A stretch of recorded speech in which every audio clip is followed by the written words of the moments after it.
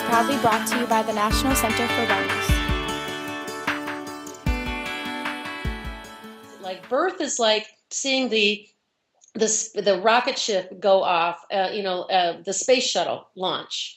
Birth is like the space shuttle launch down in Florida, that all systems have to be go, and then these big rockets come on and all of that energy, and that's what happens with the contractions to push this baby out and down this little tiny pipe called the birth canal.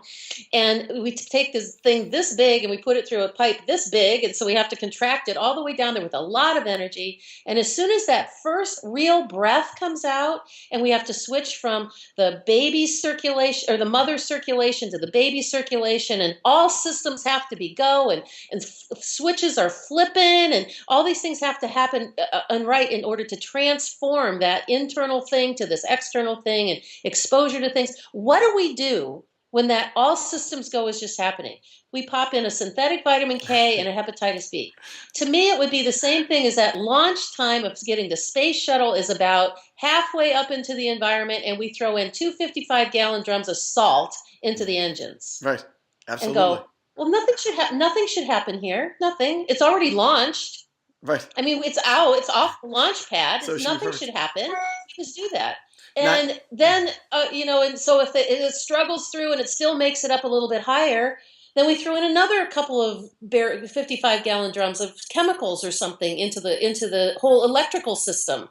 Well, it shouldn't matter. It's launched. It should just keep functioning. Shouldn't do anything. It's safe. It's effective. It's probably going to be good for the space shuttle. Not to mention, but when it begins to veer off course, as an obvious result of the toxic intervention, right, the response is going to be that clearly we need to intercede because the ship obviously is having trouble flying, and clearly we need to do something to help right the ship.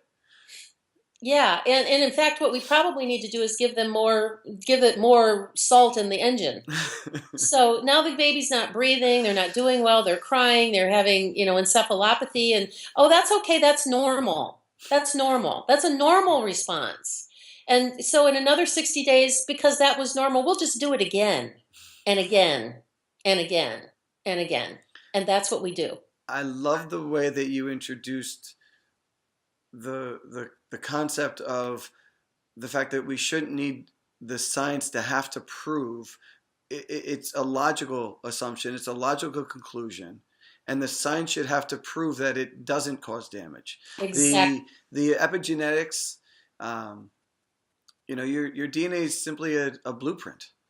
Exactly. And it absolutely it matters who the builder is, where you get the material, how much you're spending for those materials, and how you take care of them. And the more that you cut corners or do things that are not by design or not normal, natural, the more you're going to veer from the plan and get something that you didn't set out by design to have. And it's a really scary notion. And I think just listening to that, I think everybody listening resonates with that and can readily understand how obvious the decision is that those two cells came together, created the math that created a nervous system that built that baby, and you got these little fingernails and these eyelashes and the little face that can crinkle up, and when the baby comes out, the system that was able to build that baby so perfectly, we suddenly think lacks the intelligence and ability to maintain its life and to sustain its vitality. And it's a flawed assumption, and it's a dangerous assumption because it leads us to an outside-in approach to fix instead of an inside-out approach to support and sustain. Exactly.